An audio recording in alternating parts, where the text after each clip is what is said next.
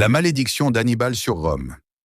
Cette histoire commence par un serment prononcé par un garçon nommé Hannibal à la lueur d'un autel sombre. Rome sera l'ennemi éternel.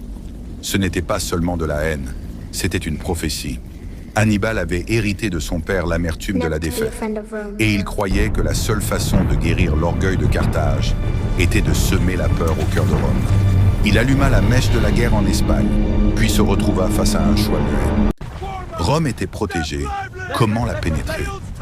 Il n'y avait pas d'autre choix que la folie. Hannibal prit une armée colossale, 37 éléphants, et regarda les Alpes, ces montagnes majestueuses que Rome considérait comme son bouclier naturel. Il décida d'en faire un passage. La traversée fut un enfer absolu pendant 15 jours. Les soldats tombaient des pentes glacées. Les tempêtes de neige n'épargnaient personne. Le chef lui-même fut atteint d'une infection et perdit son œil droit. L'armée arriva en Italie épuisée, tel un spectre, mais victorieuse. Ils avaient réussi à briser l'impossible. Dès son arrivée, Hannibal devait faire ses preuves. L'armée romaine n'en croyait pas ses yeux. Et lors des batailles du Tessin et de la Trébie, Hannibal utilisa l'intelligence plutôt que la force. Il exploita l'arrogance des chefs romains et les attira vers le froid, la faim et les embuscades. Les résultats furent choquants. Une légion romaine entière anéantie en une seule journée.